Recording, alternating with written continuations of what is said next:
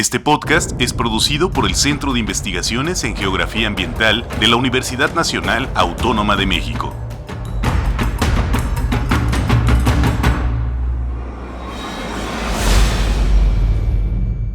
Hola, bienvenidos a este podcast Todo pasa en un lugar.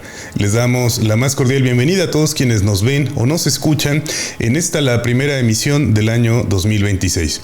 El día de hoy nos acompaña el doctor Francisco Bautista Zúñiga. Él es investigador aquí en el SIGA y pues te damos la más cordial bienvenida. Francisco, muchas gracias por aceptar nuestra invitación. Gracias a ti, Adrián. Y queremos platicar con el doctor Bautista sobre varios temas. Uno de ellos, empezamos por ahí, es una nota que ha estado circulando en medios nacionales, en medios locales, a partir de una investigación en la que colaboras de manera directa y que incluso, encabezas, ¿no? Que tiene que ver con un estudio que realizaron relativo al polvo que se acumula al interior de los hogares. Cuéntanos acerca de esta investigación, cómo fue planteada, cómo surgió, este interés de estudiar el polvo al interior de los hogares. Bien, gracias por la pregunta. En realidad tenemos 15 años analizando el polvo urbano, a iniciativa del doctor Avtandil Gogichaishvili del Instituto de Geofísica, que él, estudiando las partículas magnéticas, decía: necesito a alguien que sepa de suelos para poder comprender mejor el asunto. Y la pregunta es que echamos muchos contaminantes a la atmósfera, vertimos, pero esos contaminantes caen finalmente, unos más cerca, unos más lejos, pero finalmente se depositan en el piso, en las azoteas, en las terrazas o en el suelo. Entonces esa contaminación está ahí y está cerca a los humanos, porque la de la atmósfera, pues sí la podemos ver allá arriba, pero no la podemos cuantificar. Las estaciones de monitoreo del aire están a más de 4 metros de altura. Sí, es a todo dar, es bueno tener esas mediciones, pero acá a ras de piso no había mediciones. Entonces esto ahora hace una nueva matriz ambiental. Tenemos aire, agua, suelo, y la nueva matriz es el polvo. El polvo, nosotros decimos urbano porque estudiamos las ciudades, pero también hay polvo en las zonas rurales y en las zonas periurbanas. Claro, y es que justamente la dimensión de la contaminación ambiental suele asociarse a la cuestión atmosférica, es decir, hablamos por ejemplo de las contingencias ambientales en la megalópolis cuando se superan ciertos valores, ¿no? Pensamos también que ahora que acaban de pasar las festividades de fin de año, la quema de pirotecnia o las fogatas generan una importante contaminación atmosférica. Sin embargo, como bien señalas, pues no tenemos mucha noción acerca de aquello con lo que convivimos de manera más cotidiana, y es que al hablar del suelo, Francisco, esto te lo escuché en alguna ocasión, estamos hablando también del espacio donde transitan sobre todo los niños, las mascotas, y no se está tomando necesariamente en cuenta este espacio, ¿no? Del suelo, de la parte baja de los hogares y las ciudades, ¿no? Sí, en realidad los contaminantes al cuerpo humano tienen 3 vías. Uno, por la piel, el contacto dérmico, cuando respiramos, cuando inhalamos partículas, y cuando comemos también, ¿no? En la calle o en la casa. Y si hay polvo, de esa manera entra el polvo urbano y las partículas al cuerpo. Y esas las tenemos muy cerca, ¿no? El caso especial son los bebés y los niños, porque ellos juegan en el piso. Y si en los hogares o en las escuelas no se tiene mucha atención en el polvo, pues estamos exponiendo a la infancia mexicana a un contaminante más, que de por sí estamos ingiriendo cócteles de contaminantes, ¿no? Hace poco estudiamos también los cosméticos y muchísimos metales pesados, altas concentraciones de vanadio, plomo, zinc, y luego el polvo urbano con manganeso, con plomo, bismuto. Es un cóctel de contaminantes. Claro. Y en términos concretos, estimado Francisco, ¿cuáles son las afectaciones que se han documentado a la salud humana con relación a la contaminación, digamos, en términos del polvo urbano, de la ingesta de metales pesados?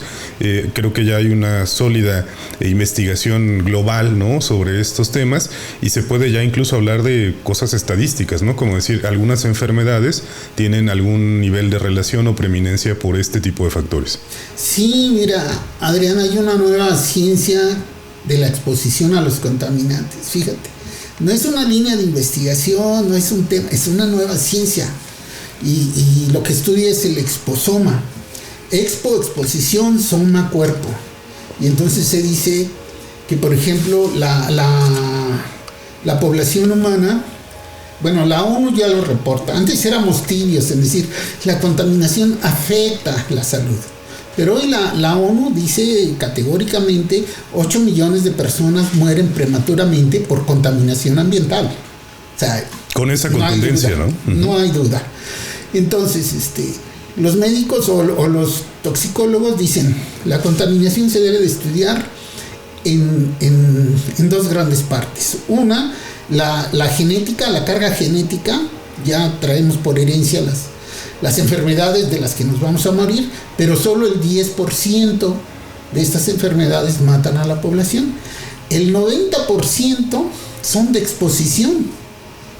Son por exposición personal, local, estatal y mundial, federal y mundial. Esto es el famoso exposoma. Hábitos. Fumar o no fumar, ejercitarse o no ejercitarse, comer bien o no comer bien, exponerse, zonas limpias y zonas sucias en casa. Pero luego también hay partes de la ciudad más sucias que otras. Aquí, por ejemplo, en Morelia, toda la gente que vive alrededor del Río Grande, pues están expuestas a muchos contaminantes.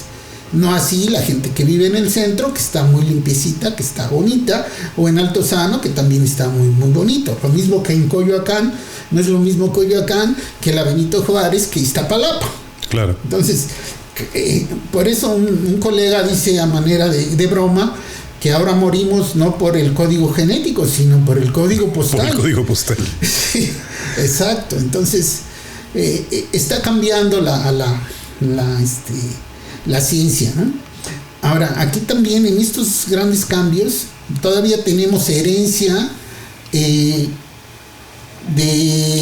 los aportes en los años 50 y 60, de donde vienen las normas oficiales mexicanas de los Estados Unidos, que ellos las hicieron en esos tiempos 50, 60, eran industrializados, los más industrializados del mundo. Entonces sus normas oficiales las pusieron con concentraciones altotas, ¿no? Claro. Y luego nosotros nos traemos esas normas. Se adaptan a la realidad mexicana de esos momentos, ¿no? Pero ya no quedan porque son normas muy altas, son muy generosas para los industriales, son muy generosas para los que tenemos automóvil, pero son muy perjudiciales para la población. Ahora que mencionabas, por ejemplo, sobre el acto de fumar, ¿no? Cuando en la industria y, digamos, la cuestión de la salud pública debatieron sobre la peligrosidad de fumar, pasaron muchos años en los que fueron, como lo señalabas, pues bastante tibios a la hora de señalar los peligros asociados al consumo de tabaco. Sí. Conforme avanzó, digamos, la ciencia médica y, digamos, los lobbies también fueron perdiendo fuerza, llega el momento donde se dice abiertamente, fumar causa cáncer y una serie de enfermedades bastante peligrosas, ¿no?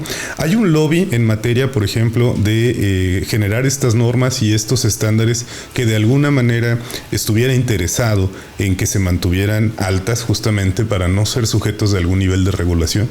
Sí, por supuesto, ¿no? Podemos llamarle el lobby minero, ¿no? Pero que los entiendo también, porque o el lobby de los industriales.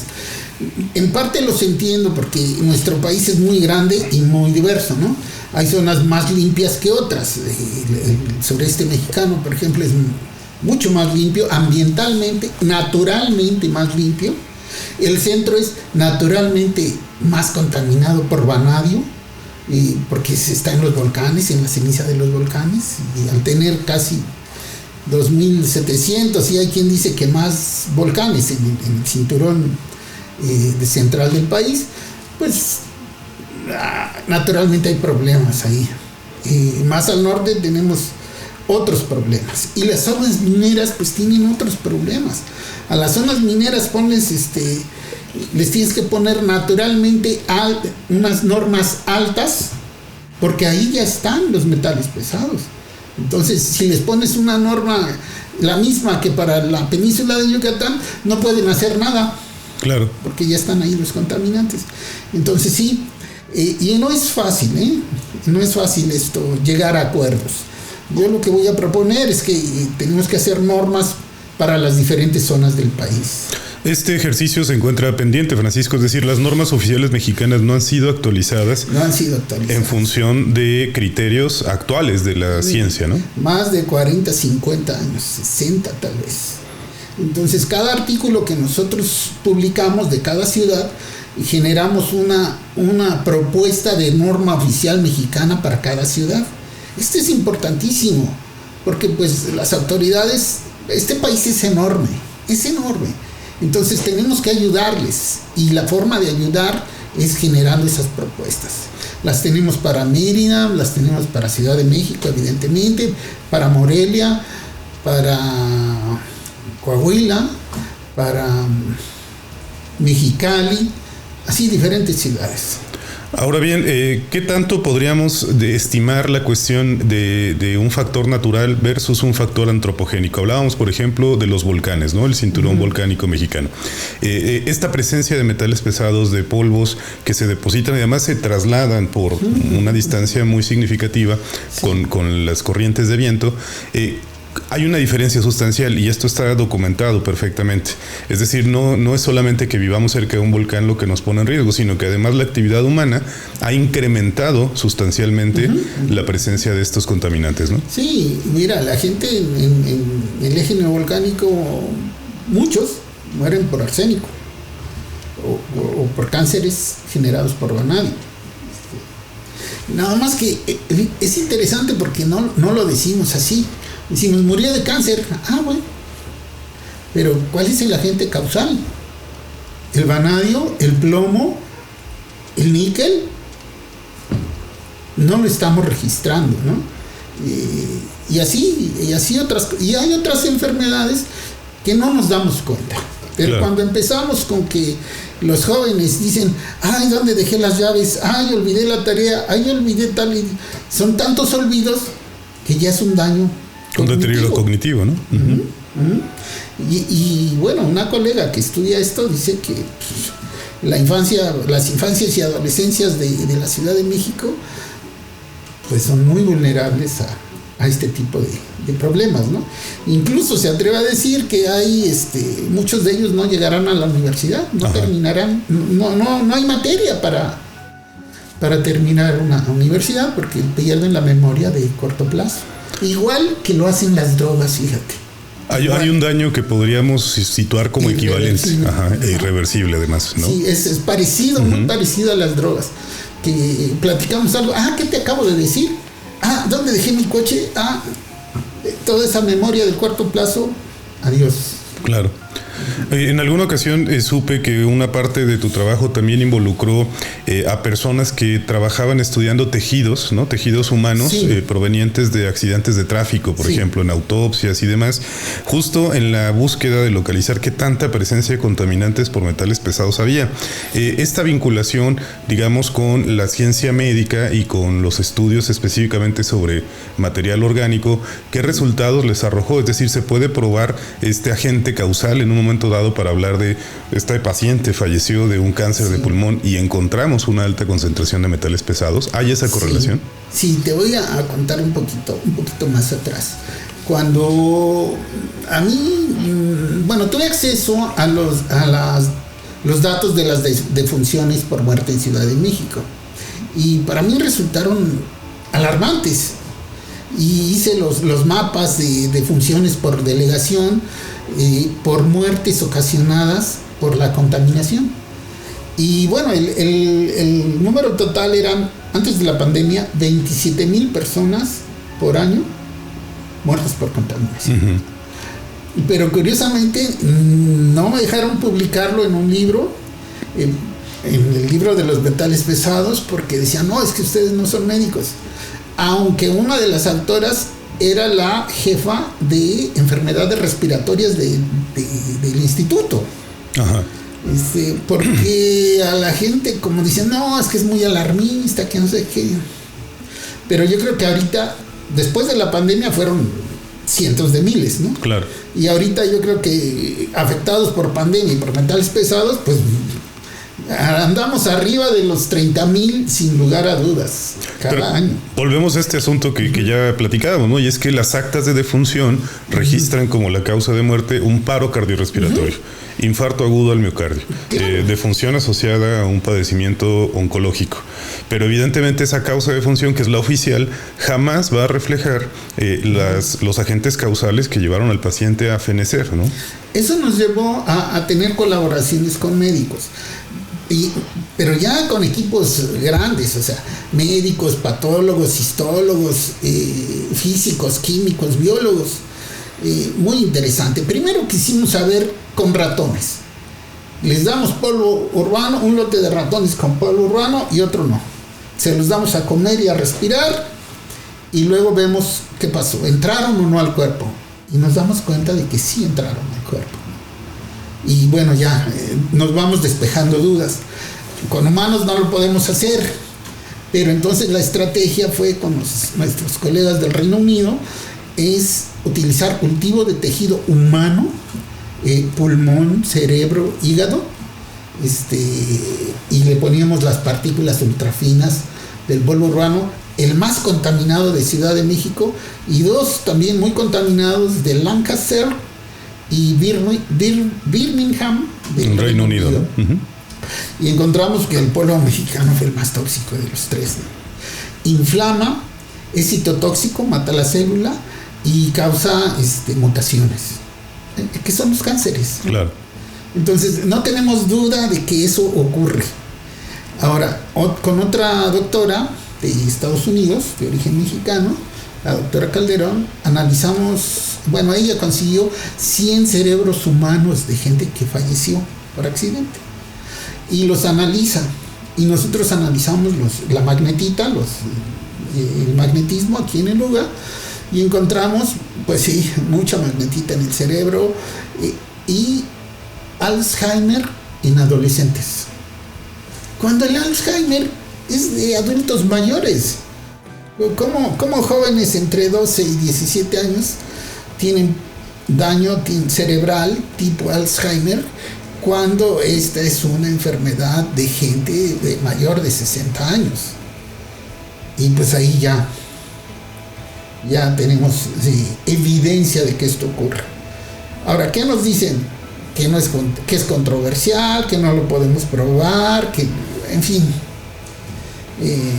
siempre las críticas a los estudios toxicológicos es que, bueno, sí, encuentras el metal pesado en el cosmético o en el polvo, pero eso no quiere decir que eso te mató, ¿no? Pues es que no puedo hacer experimento con humanos, pero las evidencias son claras, las tenemos en el cerebro, los contaminantes, en el corazón, y ya probamos que es tóxico en tejido humano. Claro, y es que justamente este sesgo, ¿no?, donde pareciera que no queremos nombrar las cosas por razones de tipo político, económico, normativo incluso, ¿no? Se sobreentiende que el esfuerzo requerido por el Estado para llevar a cabo un ejercicio regulatorio puntual y adecuado a las condiciones mexicanas es largo, es costoso y requiere sobre todo voluntad política, ¿no? Y especialistas sobre todo. Pero justo hay una pequeña como alarma, no es de ninguna manera pequeña, pero a lo que me refiero es la nota que ha estado circulando a partir del comunicado de prensa. Algunos medios lo han encabezado un tanto de forma amarillista, ¿no? Cuando dicen el polvo mexicano es más tóxico que el de Europa. Esto no es una afirmación exagerada por la evidencia a la que han llegado. Pero de alguna manera alguien podría ponerlo en telejuicio diciendo, bueno, parece un poco alarmista la afirmación. Lo es con los datos, es decir, decir, lo pueden comprobar y documentar contra Reino Unido y contra las otras ciudades que han estado estudiando? Sí. Absolutamente. Absolutamente, sí. Sí, parece amarillista, pero es que es la verdad. O sea, y los científicos que estudian la contaminación lo saben. Por eso cuando a una revista internacional llega un artículo de contaminación de Ciudad de México, lo toman. Porque es una referencia mundial. Como si es de Moscú, como si es de Nueva York, como si es de Kioto. Porque son las grandes urbes, ¿no? Incluso Madrid. Entonces, sí, lo siento, son malas noticias, sí.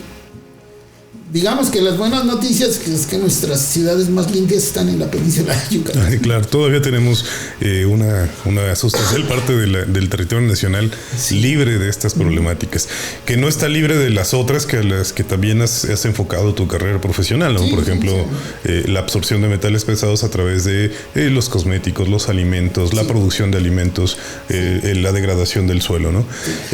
Fíjate, perdón que te interrumpa, es que se me estaba olvidando decir esto. Es que yo estudio el polvo urbano en las ciudades, pero no es el único contaminante que tiene metales pesados. En realidad, la ciencia de la exposición a los contaminantes habla de estos cócteles tóxicos, que son los cosméticos, lo que comes, lo que respiras, y lo que te untas, o sea, los que usan joyería de fantasía, bisutería, bañado en oro, bañado en cadmio, bañado en níquel, y ahí lo tenemos permanentemente, ¿no? Entonces, si solo analizas una entrada del contaminante, dices es poquito, pero poquito de aquí, poquito de allá, poquito de acullá, hace un cóctel tóxico. Y probablemente allí se encontrarían los agentes causales de diversos padecimientos. Exactamente. Porque una parte de tu trabajo muy sustancial también está relacionada con el estudio del suelo agrícola, por ejemplo, ¿no? Sí, también. Con la producción de alimentos, una producción que también sufre problemas de contaminación, degradación y demás, y que justo en el conjunto de las prácticas cotidianas de la ciudadanía supone riesgos incrementados, ¿no? En mucha medida. Sí, y lo que comemos, ¿no? Ahorita estamos estudiando junto con la doctora Cintia de la ENES pues los metales pesados en los suelos aguacateros, y pues ya por ahí pronto va a salir el artículo, y ahí pues se nota la presencia humana en el cultivo del aguacate. Por supuesto. Poquito, pero sí hay contaminación, pero más grave en la zona cañera, donde todavía los plaguicidas se aplican con avioneta. Nos ha pasado que estamos tomando muestras de suelo y pasa la avioneta y nos baña. Aspersores, ¿no? Nos baña de plaguicidas, ¿no? Claro. Y la escuela a un lado y las casas por el otro lado. Digo, Dios mío, ¿pero qué? ¿Dónde están las autoridades? ¿Por qué no les dicen a los agrónomos que esa es una forma muy antigua de hacerlo? Que hay otras formas de controlar plagas, y bueno. Este mensaje, Francisco, con el que tú nos presentas el resultado de tus investigaciones, es un mensaje por naturaleza incómodo, ¿no? Incómodo para muchos actores. Sí. ¿Qué tanta resistencia has enfrentado en la academia, en principio, que es nuestro círculo donde trabajamos, donde nos desenvolvemos, y en extensión en el ámbito, por ejemplo, político, de la toma de decisiones, o incluso de tipo de autoridades, ¿no? Que te dicen, oye, a lo mejor te estás metiendo en un campo donde no deberías o donde no te compete, ¿no? ¿Qué tanta resistencia enfrentas cuando sales a decir estas cosas que son, pues, bastante incómodas de escuchar y de saber por ciertos actores sociales? Sí.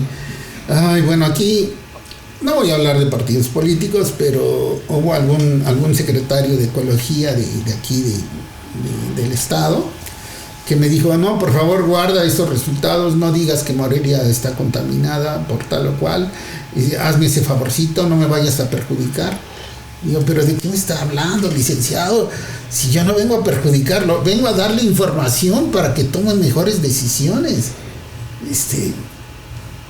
Tranquilo, o sea, su carrera política se verá hasta beneficiada si dice, encontraron esto y estamos haciendo esto. Claro. Pero no, le dio miedo, dice, no, mejor no, por favor. Dije, bueno, ya. En cambio hay otros que me llaman, dicen, puede venir con sus mapas y platicar. Alguna secretaria de Ecología de Ciudad de México me invitó ahí a sus oficinas, llevé los mapas, les expliqué todo y fue muy interesante porque yo pienso y actúo como científico y me gusta escuchar a los políticos porque me dicen, así no me diga que el 90% de la Ciudad de México está contaminada, porque no puedo limpiar toda la ciudad, pero dígame, hágame un mapa donde estén los focos rojos, donde sí tengo presupuesto para ir y limpiar ahí lo más contaminado. Y estaba seriamente preocupada y se puso manos a la obra, ¿no? Incluso me dijo, ¿cómo le ayudamos? Digo, no, yo no necesito ayuda, yo tengo todo lo que necesito para trabajar. Sí. Digo, vengo a dar cosas, no vengo a pedir cosas, ¿no? Y quedó muy contenta, muy satisfecha y hicieron lo que tenían que hacer. Ahora, por ejemplo, quiero estudiar el metro de la Ciudad de México, porque estudios previos en Nueva York y en Seúl pues encuentran que la contaminación es alarmante. Pero después de un mes de gestiones con los responsables del metro de la ciudad, pues ya me dijeron que no me pueden dar permiso. Y es que ahora que mencionábamos polvo urbano y Ciudad de México, yo tengo presente esta imagen, ¿no? Donde hay un polvo muy oscuro, ¿no? Prácticamente en toda la ciudad, y uno asume que es perfectamente natural por el tráfico, por los vehículos pesados, por la actividad industrial, pero este polvo está presente en todos lados, ¿no? En las calles, en las avenidas, en las casas, y en el propio metro, ¿no? Donde hay demasiado material férreo que además está sujeto a desgaste, pues uno asume como esperable que existe este tipo de material, sin darnos cuenta pues de que uno tiene precauciones y temor cuando aparece una leyenda de este símbolo de radioactivo o de peligroso por otras razones, por ejemplo un tanque de gas cloro. Sabemos que son cosas peligrosas. ¿Cuánto hemos normalizado que asuntos peligrosos, pues que no identificamos como tal, los tenemos ahí al alcance de la mano, ¿no? Sí, qué bueno que me preguntas esto, porque mira, los aportes, aparte de los científicos que hemos generado en el UGA en estos 15 años, es generar indicadores rápidos de contaminación para que la gente los pueda identificar. ¿Cuáles son estos? El color oscuro, entre más oscura sea una muestra, más contaminada está, y el magnetismo. Esto es, yo siempre traigo un imán en la bolsa, porque de esa manera, si pongo el imán al polvo y si atrae muchas partículas, pues tiene magnetita, y la magnetita va acompañada de les llaman elementos o metales tecnogénicos, que vienen de la tecnología, ¿no? Plomo, cadmio, níquel, zinc, cobre, y esa es una forma muy rápida. Entre más oscuro, más tóxico. Entre más magnético, más tóxico. Claro. Es una forma rapidita. Y estas dos las hemos diseñado aquí en el UGA. Son nuestros aportes para la sociedad, ¿no? Sí, recuerdo que en pandemia, por ejemplo, hicieron un ejercicio de ciencia ciudadana donde las personas recolectaban muestras tanto al exterior como al interior de sus hogares y hacían esta prueba sencillísima de una vez liberado de partículas grandes, pasa un imán por abajo de una hoja de papel y encima pones el polvo, ¿no? Si hay movimiento, hay magnetita. Y si hay un color más oscuro, pues aguas, ¿no? Porque seguramente tu polvo está en un nivel de riesgo alto. Sí, exactamente. Hablábamos también de la parte de la gestión política y la voluntad política, cosa que bueno, depende de un montón de factores, pero a nivel ciudadano, a nivel personal, tú nos has hecho a lo largo de estos años, Francisco, varias recomendaciones como ciudadanos, como padres de familia, como autoridades incluso, por ejemplo, de escuelas o de lugares donde tenemos flujo de infantes, de menores de edad. ¿Qué podemos hacer? ¿Qué sí podemos hacer al alcance de bolsillos, talentos, capacidades y pues que baste únicamente saber que es posible hacer esto? Sí, bueno, en la parte del exposoma individual, del hogar y de los hábitos, pues son básicamente actividades de limpieza. Antes, cuando yo era niño, veía que en las mañanas las mamás, la mía y la de mis vecinitos, salían a barrer sus banquetas y tener bonita su entrada de su casa, su patio. Eso se ha perdido. Y es una pena, porque hay lugares muy, muy sucios en Ciudad de México, banquetas sucias, fachadas que tienen años sin limpiarse, y pues ahí se están exponiendo, ¿no? Digo, a nivel de broma, que lo retomaron también en el boletín, no se esperen a Navidad para cambiar las cortinas, ¿no? Sí, claro. O sea, tiene que ser cada mes, incrementar la limpieza. Si pueden, no barran, aspiren. Porque cuando barremos, si lo hacemos bruscamente, las partículas se vuelven a elevar, respirables, ¿no? se vuelven a resuspender y pues las podemos respirar de nuevo, ¿no? Si hay infantes, no, el trapeado diario es obligatorio, porque los andan a nivel de piso los niños. Claro. Incluso hay soluciones ya comercialmente muy accesibles, como las robots aspiradora, ¿no? Uh-huh. Que tú te vas a tu trabajo y cuando regresas la máquina ya hizo la limpieza, ¿no? Uh-huh. Y ya no están pues fuera del alcance de los bolsillos mexicanos, ya hay varias opciones. Algo incluso como eso puede ser. Algo como eso, o barrer con un trapo húmedo, uh-huh, pegado a la escoba, ¿no? Y limpiar. Y bueno, como en este cóctel de metales pesados, les decía, las mujeres y algunos hombres tienen que disminuir, sería bueno que disminuyeran su nivel de exposición a los metales pesados por cosméticos, porque también nos estamos untando muchas cosas que son tóxicas. Y luego me imagino, o sea, una persona que tiene que estar maquillada, completamente maquillada, todos los días, ¿te imaginas?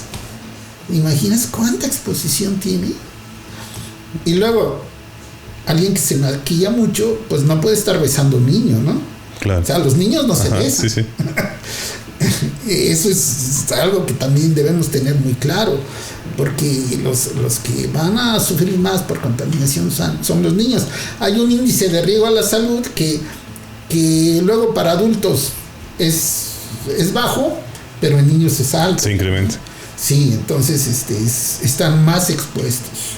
Sí, ahora pienso, por ejemplo, en estos juguetes, ¿no?, infantiles que promueven el inicio del maquillaje desde edades tempranas. Eso no. Y pues bueno, para los niños, para las niñas es un juego, pero claramente pues los estamos exponiendo a riesgos importantes. ¿Qué necesidad? Uh-huh.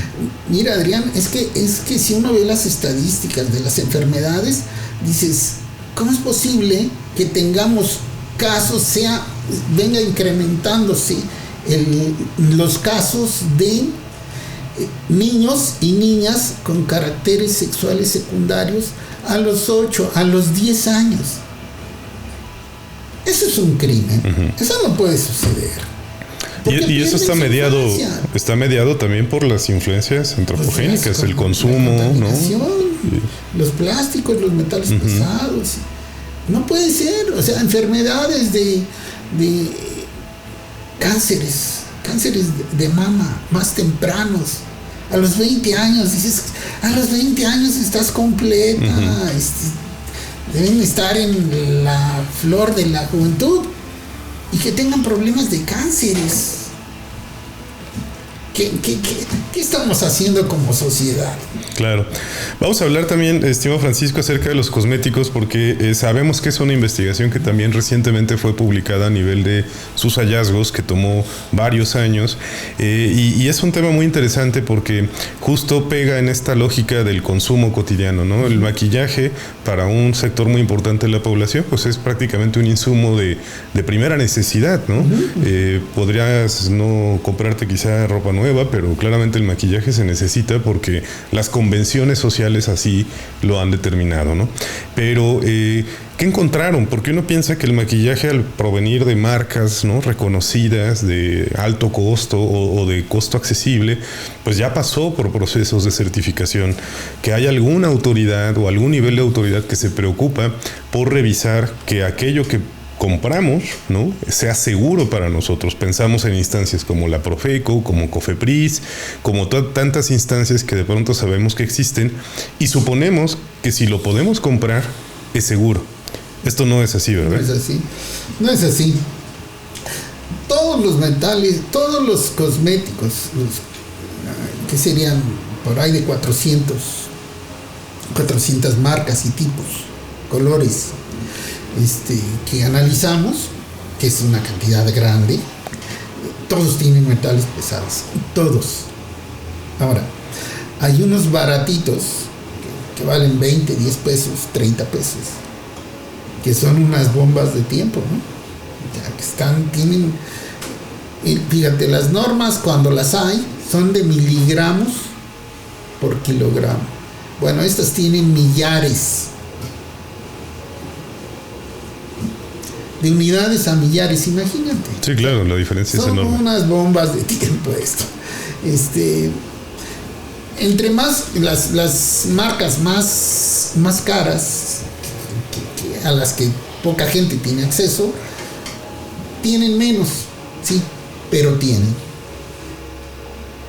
No hay un maquillaje libre de riesgo. Ese es el mensaje al final. Sí, no. Los tendrían que hacer. Claro. Y se pueden hacer. Pero aquí necesito estudiantes, necesito manos para decir, a ver, vamos a formular maquillajes sin metales pesados. Uh-huh. Pero, yo ya estoy como que desestimulado para generar empresas con estudiantes, porque pues no se ve bien en algunas universidades, claro, ¿no? Pero es lo que deberíamos de estar haciendo los investigadores, que si vemos un problema y que el mercado no lo cumple, promover la creación de empresas de base tecnológica, por ejemplo. Que los chicos de la ENES, por ejemplo, decir, a ver, ¿quién quiere emprender en esto? Porque se necesita, es una necesidad. No es solo por hacer negocios, sino por bajar la exposición a los metales pesados de la población, ¿no? Pero ya no tengo fuerza para hacer esto. Pero la semilla y la invitación quedan, ¿no? Porque seguramente habrá, y ya hay, ¿no?, una generación de jóvenes investigadores que has contribuido a formar, no solo aquí, sino en varios lugares de la República y del extranjero, que de alguna manera toman también estas batutas y dicen, bueno, estos son los retos a los que se enfrenta este campo disciplinar. Sí, las cosas están cambiando. Ya ahora veo, por ejemplo, que en el SNI, para llegar a los altos niveles, es algo bueno el propiciar la generación de empresas. Qué bueno que viene del SNI, qué bueno que viene del gobierno federal, y porque también nuestro rector nos invita a hacer empresas. Entonces, claro, eso está bien. Tiene todo el sentido del mundo. Pero todavía hay que chambearle ahí un poco. Y no terminaría resultando algo un poco contradictorio, Francisco. Por ejemplo, pienso en el ejemplo de los alimentos. Si hoy queremos consumir alimentos libres de pesticidas, libres de agrotóxicos, producto, por ejemplo, de pastoreo responsable, de libre pastoreo y demás, es un producto más caro en el mercado. Entonces, pienso que a lo mejor una línea de maquillaje libre de metales pesados, pues también va a incrementar sus costos de producción. Los metales pesados están ahí por una razón práctica, técnica y de orden instrumental, ¿no? O sea, sirven para fijar, sirven para que el color no se difumine, sirven para efectos pragmáticos, claro, ¿no? No correríamos ese riesgo de pronto decir, de acuerdo, aquí está tu línea de maquillaje libre de metales pesados, pero es más cara. Bueno, es que no nada más depende, los insumos ahí están. O sea, podemos usar remolachas, podemos usar colores naturales, en la naturaleza están. Bien, a lo mejor no tendríamos una variedad grandota, una paleta de colores, como claro, las marcas famosas, tendríamos solamente unos 6, 8 colores, pero de bajo precio. Claro. Porque no hay que ponerles gran cosa, porque solo el fijador y las ceras y listo, ¿no? Porque la estrategia sería esa, utilizar colores naturales. Perfecto, pues sí, ahí está una idea de emprendimiento, sí, ¿no? Sí, para sí. quien la quiera encabezar. Y yo les ayudo, ¿eh? Te buscamos para proponer el modelo de negocio. Y bueno, es que nos escondemos para que no nos regañen. Claro, pero qué interesante que de pronto todo esto de la parte de la cotidianidad invisibilizada, así le llamaría yo, ¿no? Sí. Tenemos una serie de prácticas tan normalizadas que no las asumimos como de riesgo. Habría que preguntarle, por ejemplo, a los especialistas en dermatología, ¿no? ¿Cómo les va con las enfermedades cutáneas y el maquillaje? ¿Qué tipo de problemas desarrollan los pacientes, hombres y mujeres, a partir de esa exposición? Y bueno, hay un montón de campo ahí para movernos. Y bueno, ahí reforzamos una hipótesis en relación al posgrado en geografía, y es que no únicamente necesitamos geógrafos, ¿no? Necesitamos profesionales de múltiples disciplinas, porque justo en esta capacidad de incidir desde diferentes ámbitos se fortalecen los grupos de investigación. ¿Qué piensas tú sobre esto, Francisco? En un centro de geografía, tus temas evidentemente tienen un componente espacial, tienen un componente geográfico, pero además resuelven un problema concreto en el mundo real, ¿no? Para la óptica de la interdisciplina o de la transdisciplina, ¿qué funcionaría mejor en estos tiempos para hacer buena ciencia? Sí, mira, a mí cuando me hablaron de la creación, de que estaban pensaban hacer una unidad de geografía, fíjate, ni siquiera el SIGA, la unidad de geografía, dicen que sea multidisciplinaria, en manejo integrado del paisaje. Cuando me la platicaron dije, qué cosa más interesante, yo quiero trabajar ahí. Que no sea monolítica.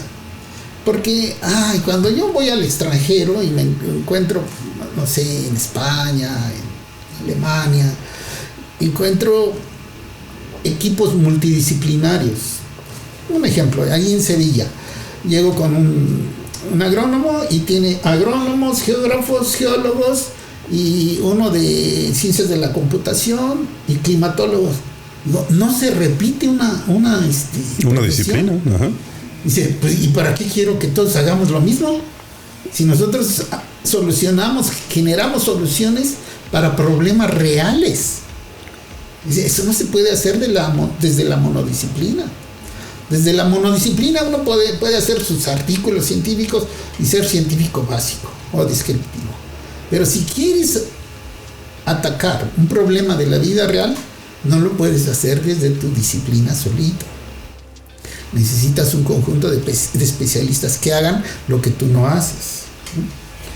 Y eso me pareció sensacional. Yo dije, yo quiero trabajar ahí. Y afortunadamente aquí estoy. Esa ha sido la ruta, ¿no? Sí, sí. Ahora, se ven raras mis investigaciones, pero digo, mira, el explicar, por ejemplo, el por qué hay mucho vanadio aquí, pues es de la geografía.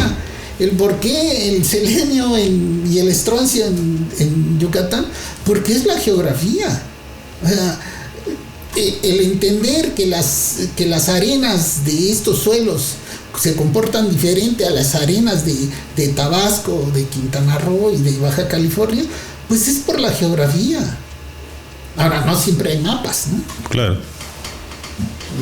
Que además pues es como un error común, ¿no? Pensar que geografía son necesariamente mapas y siempre mapas. O sea, hay un componente espacial y de localización. Sí. Pero el problema a estudiar pues responde a variables que son físico-geográficos, humanas, de todo tipo, ¿no? Y justo una de las características de los equipos de trabajo que a lo largo de estos años te he podido conocer, Francisco, es esto, ¿no? La capacidad de convocar a profesionales provenientes de diferentes áreas. A la luz de este trabajo tan intenso, Francisco, que va en más materias de las que hemos abordado hoy. Está, por ejemplo, la formación de edafólogos en México, una disciplina que reiteradamente nos dices necesitamos más edafólogos. Pero, ¿qué viene para ti en los próximos años? ¿Hacia dónde apuntas tus baterías de investigación y de esfuerzo académico y de formación de recursos? ¿Quieres continuar por el lado de los metales pesados? ¿Estás innovando en alguna línea de investigación? ¿Cómo te visualizas hacia el futuro? Pues qué interesante pregunta, porque fíjate que mi carrera profesional en mis inicios fueron con los metales pesados. Llegó un momento en que dije, ya me cansé de los metales pesados, voy a hacer cosas de agronomía, cosas de ecología, y cuando vengo acá digo, pues, cosas de geografía, pero en un contexto más grande, ¿no?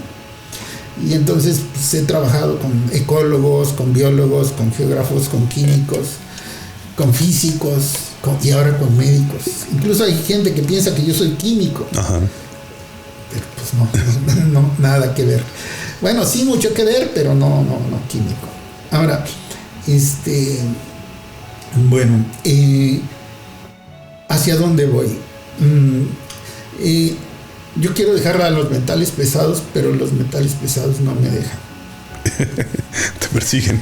Me persiguen porque cuando vienen, una chica vino, Daniela Sánchez, a verme y dice: doctor, quiero analizar los metales pesados, pero en cosméticos. Digo: ay, mi hija, ¿qué voy a hacer contigo? No se va a ver muy bien aquí en geografía, pero ella estaba muy entusiasta. Digo: va, pues, va. Y listo, ¿no? Sale eso. Y el doctor Govichashvili dice: oye, quiero analizar los metales pesados y la magnetita en los suelos. Otra vez los metales. Vale, doctor, le voy a ayudar. Y mira, estamos en el lugar con 15 años. Claro. A mí me gusta la edafología, la génesis, la geografía, la clasificación, y porque siento que los agrónomos no están bien formados. Para mí es una catástrofe que haya agrónomos que no saben de suelos. Mi hermano, si la planta va en el suelo, ¿cómo es que no sabe suelos? Y aquí me han llegado gente con maestría al diplomado, llegan con doctorado, al diplomado de edafología aplicada, anual. Llegan con doctorado. Le digo: pero doctor, ¿usted qué hace aquí en este curso? Si es que soy agrónomo, soy edafólogo, pero no sé de suelos. ¿Qué estamos haciendo? Entonces, híjole, ahora que estoy trabajando con los agroecólogos, con un proyecto grande que vamos a tener aquí en la UNAM, somos como 50 investigadores, el proyecto de agroecología, pues la parte edafológica es una parte fundamental. Y ahí quiero trabajar duro porque hay mucho que enseñar. También nos enseñan geografía como nos enseñan edafología. Mal. O no, bueno, por un lado mal y por otro lado antiguo. Yeah. Por ejemplo, aquí decimos, un mapa unos 50,000 es un mapa de detalle. Esos mapas de detalle no me sirven, no son de detalle. Serán de detalle para Estados Unidos, para Rusia, para Europa, pero para México, con nuestro relieve, ya ves nuestro mapa que tenemos desde ahí, ¿cómo vamos a decir que a detalle unos 50? Imposible. Donde un lado de 1 centímetro sean medio kilómetro. No, porque esas escalas las pensaron para otros lugares, para México no. De detalle es uno 10,000, uno 5,000. Y lo mismo con los suelos, ¿no? Dicen, México es un país de leptosoles, suelos delgaditos. Claro. Suelos así profundos como los que hay en acá donde está la guerra, Ucrania. En Ucrania. Los suelos negros, profundos, el Chernocen, Castanocen, Feocen. Por eso allá son los que producen el trigo para el mundo. Nosotros no tenemos esos suelos, son así de chiquititos. Que además los degradamos, ¿no? O sea, fíjate que no tanto. Latinoamérica es la reserva edafológica del mundo. Ya. Porque no estamos ni muy industrializados, ni hemos tenido guerras mundiales. Entonces, están más limpiecitos que Europa, por ejemplo. Claro. Que, bueno, Ucrania ya no tiene suelo. Ya no. Quiero saber cómo vendrá ese trigo que produzcan después, ¿no? Claro. Pero creo que aquí agrónomos, si los biólogos supieran más edafología, harían maravillas. Y me lo han dicho. Un ecólogo que le dirige una tesis dice: ay, si yo hubiera sabido edafología de más chico, hubiera hecho maravillas. Vengo a enterar de los suelos a los 45 años. Pero bueno, pues más vale tarde que nunca, ¿no? Claro. Tienen que entender, quiero enseñar, y estoy haciendo un libro donde comparo los suelos del norte, del centro y del sur. Les digo: miren, el mismo análisis, pero la interpretación es diferente.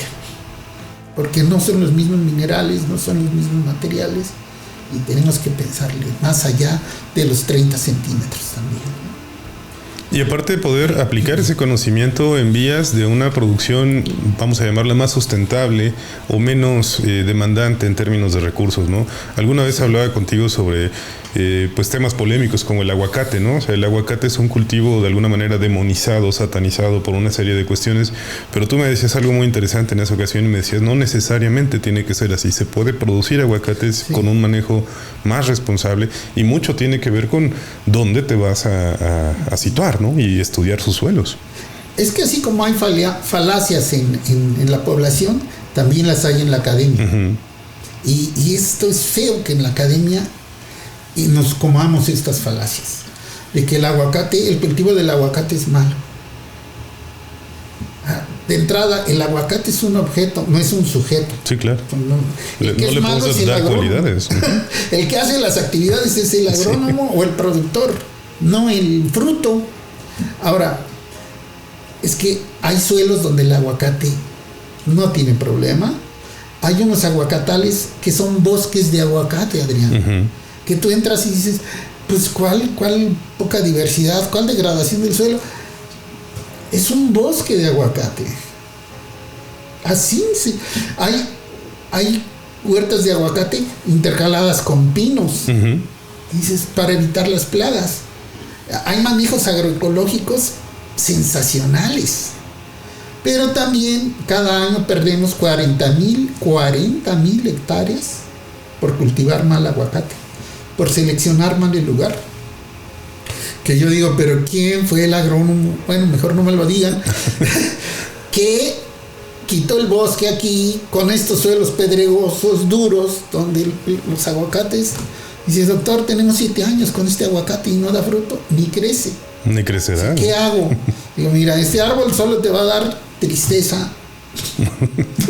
Porque frutos no va a dar. ¿No ves que está sobreviviendo? Ya, no es lugar para aguacate. Y con riego, por goteo y todo, su boya de agua y todo. 40,000 hectáreas cada año, Adrián. Eso es terrible. Pero tampoco deberíamos tener aquí en Michoacán el Centro Internacional para el Cultivo del Aguacate.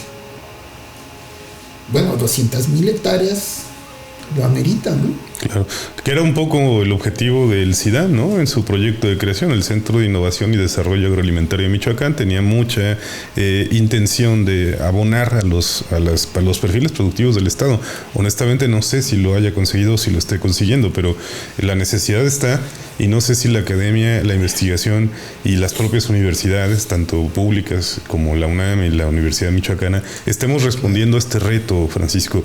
Estamos atrás, estamos a la altura. ¿Cómo nos visualizas a nivel de sector respecto a problemáticas reales? Un papel muy triste, la verdad, un papel muy triste. Yo aquí sigo viendo tesis aquí en geografía, o sea, de que el aguacate es malo, son los malos de la película, los ganaderos son los malos de la película. Digo, pasemos de una ciencia descriptiva a una ciencia explicativa, a una ciencia propositiva. En el Estado, si somos ya generosamente 10 edafólogos, ya fuimos un montón. Pero en Michoacán. No, sí. Entonces, no se puede, con tan poquita gente no se puede. Claro. Y aquí estudiantes a mí de geografía no me llegan. Porque la edafología también es difícil. Hay que saber de física, química, biología y luego toda la geografía. Es una área muy difícil. Platicaba hace poco con una persona que nos acompañó también en el podcast y decía, yo no conozco un geógrafo que viva mal, refiriéndose a que un geógrafo es un perfil profesional que va a tener ocupación, ¿no? Y una ocupación generalmente digna y razonablemente bien pagada. A lo mejor no son personas que se hagan millonarios, pero van a vivir dignamente. Lo mismo diríamos de los edafólogos. Un edafólogo en México va a tener campo laboral, va a recibir los salarios adecuados a su formación, se le va a contratar como consultor, se le va a pedir una opinión técnica y a pagar por ello. Es decir, hay un campo laboral que está requiriendo profesionales que no tenemos. Mira, te voy a decir que sí, y mucha gente diría lo contrario. Lo que pasa es que yo, como lo pienso para decir que sí, es que si hay 40,000 hectáreas, pues hay 40,000 necesidades de un megafólogo. Sí, claro. Entonces, y si lo estamos haciendo mal y cada año perdemos 40,000 hectáreas de esas 240,000, ahí está. Fíjate, en agroecología, aquí platicando con mis colegas coordinadores, decíamos, pero ¿qué queremos hacer con este proyecto grande? Digo, miren, es que estamos generando estudiantes que no están teniendo empleo. Y tenemos agricultores que no tienen insumos. Por ejemplo, si yo quisiera comprar unas 10 toneladas de composta, ¿quién las produce? Claro. Bueno, quiero comprar 5 toneladas de biocarbón. ¿Quién las oferta, no? Nadie las oferta. Quiero comprar violes. ¿Quién? Nadie. No hay. ¿Dónde hay una empresa de consultoría agronómica buena para atender a esos 240,000 hectáreas de aguacate? No hay. Sucedió algo aquí muy curioso hace algunos años cuando los aguacateros se acercaron a la UNAM. Dijeron, ayúdenos, y aquí en el aula magna se hizo una sesión, ¿no? Y pues como siempre nos faltan algunos, no de aquí del SIGA, no de otros lugares, que dijeron, no, están deforestando la biodiversidad y el cambio climático, sobrefertilizan, usan mal los plaguicidas. Y dice el presidente de la Unión de Aguacateros, dice, por eso estamos aquí, ayúdenos, les mandamos nuestras muestras de suelo para que nos los analicen. No podemos. ¿Nos pueden dar cursos para usar mejor los plaguicidas? No, nosotros no lo hacemos. ¿Sí qué pues? Sí, claro. No me puedes criticar si no me ofreces también una opción o una vía, ¿no? Ajá. Pues es lo que digo, tenemos que pasar de documentar la degradación para documentar la solución. Claro. Entonces necesitamos que nuestros egresados, que por otro lado no están teniendo empleo, o sea, cada vez los salones tienen menos gente, pero porque también no los preparamos para el trabajo en el campo, ¿no? Entonces esa es la idea de este nuevo proyecto. Les llamamos, por un lado, algunos dicen laboratorios o aulas vivas, yo digo que observatorios agroecológicos, pero el nombre es lo de menos. El chiste es que el trabajo sea en el campo, sean solo un tercio en el salón, un tercio en el campo y un tercio en las computadoras, porque también necesitamos generar tecnología, apps de suelos, de clima, de cultivos, sitios web, evaluaciones automatizadas, meter las ciencias de la computación a la agroecología, ¿no? Claro. Aquí cuando el SIGA se formó, yo tuve la fortuna de ser de los que iniciaron aquí el SIGA, como SIGA, no como unidad, y platicabas con mis colegas de que sería bueno dos cosas. Bueno, una, digo, los geógrafos del futuro deben saber programar. Y decíamos, bueno, puede ser que sí, pero ¿quién los va a enseñar? Digo, bueno, no lo sé, pero sería bueno que tuvieran una materia, cuando menos una materia de programación, porque un geógrafo maneja miles de datos, millones de datos, y no le va a venir mal meterse a la tecnología bien, ¿no? Y bueno, no se hizo en aquel entonces, pero me da gusto saber que ahora algunos investigadores de aquí del centro están en eso, ¿no? Sí, están trabajando con R, con Python, con desarrollo de aplicaciones. Es el camino a seguir. A mí me da mucho gusto con ellos, porque estaban formando los geógrafos del siglo XXI. Claro. Que por el otro lado también no debemos de olvidarnos de los levantamientos de campo, que también es. O sea, tenemos que hacer un equilibrio, ¿no? Por eso les digo a los agroecólogos en este proyecto, pues un tercio de salón, un tercio de computadoras y un tercio de campo, ¿no? Las clases las vamos a dar en las parcelas, como debe ser. Ensuciándose las manos. Exactamente. ¿No? O sea, claro que recurres a la percepción remota, a la imagen de satélite, por supuesto, son recursos súper útiles, pero en algún momento también te involucras con sentir, ¿no? Ahora sí que la tierra entre tus manos, con todo y lo poético que suena. Francisco, muchísimas gracias por acompañarnos en este podcast. No te hablé de otra línea de investigación que estoy pensando desarrollar, que sería la geografía de la salud, o sea, de identificar zonas con sus enfermedades principales y bien documentadas, con sus agentes causales y con sus formas de mitigación. Claro. Esto para un futuro no muy lejano, ya incursionamos en esto, pero lo quiero hacer formalmente.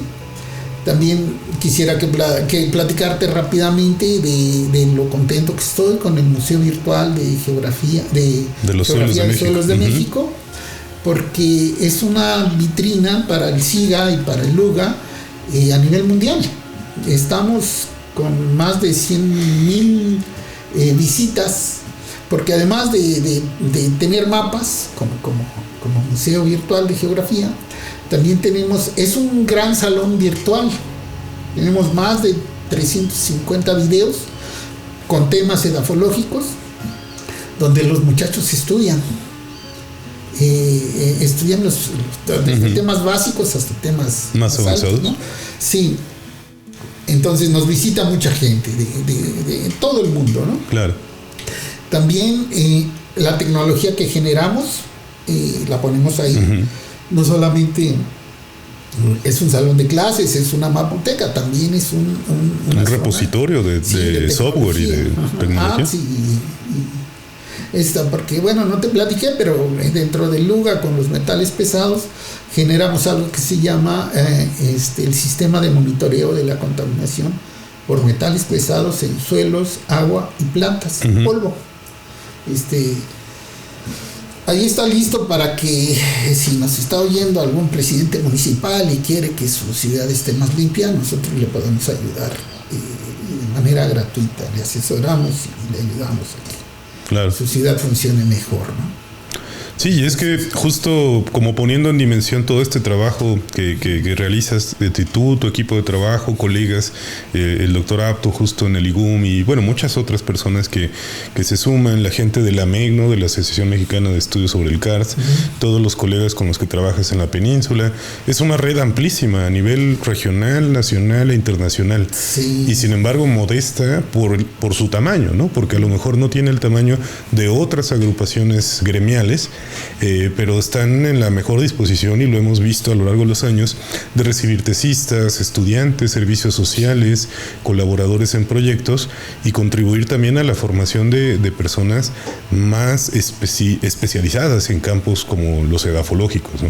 Sí, fíjate que no hablé de la Asociación Mexicana de Estudios sobre el CARS, pero sí es importante mencionarla. Está cumpliendo sus 10 años de creación, y hemos ayudado a muchas comunidades mayas a luchar por sus recursos naturales. Hemos documentado muy bien la contaminación en el agua, hemos ayudado a los jueces a tomar decisiones, hemos sido peritos, y últimamente generamos nuestra última obra dedicada a los jóvenes y al público en general.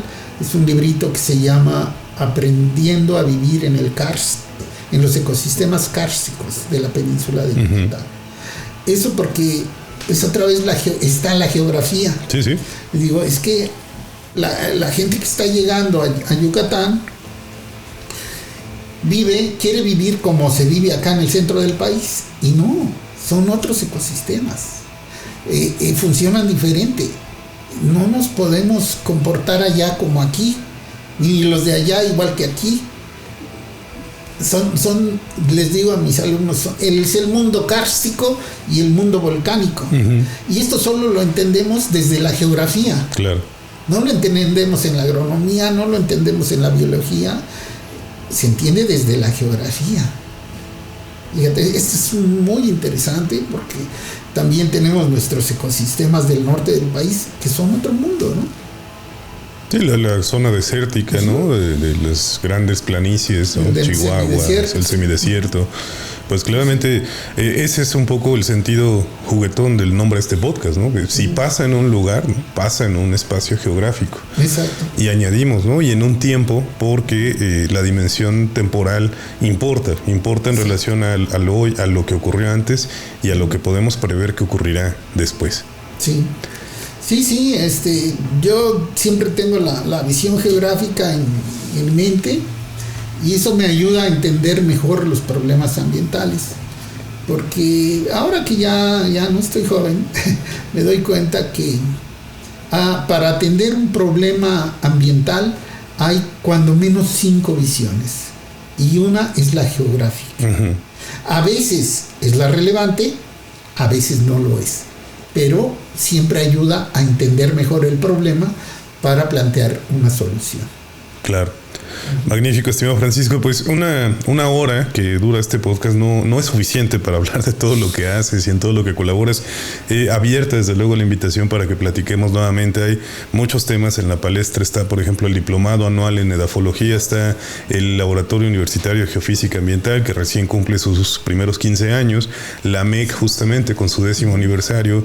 El Día del Suelo, que festejamos cada diciembre ininterrumpidamente, porque es importante, ¿no? Hacer esta memoria y esta remembranza de por qué los suelos deben ser cuidados, conservados y estudiados. Ya hablaremos de ello en otro capítulo. Hoy quisimos hacer este abordaje amplio, ¿no? Y con énfasis en esto que ahorita está circulando, hoy mismo está circulando en los medios nacionales, medios regionales, incluso más de alguno habrá sido ya retomado en escenarios internacionales, porque la premisa es peligrosa, es fuerte, es dura, pero es científicamente cierta. Nuestros polvos urbanos pueden ser o son más peligrosos que incluso los de Europa, y eso hay que admitirlo, estudiarlo y eventualmente proponer las vías para su regulación, su mitigación, su resolución. Francisco, muchísimas gracias por acompañarnos en este podcast. A ti, Adrián, por invitarme a platicar con tu público. Y bueno, a todos quienes nos ven y nos escuchan, nos encontramos en la próxima emisión. Hasta luego. Chao.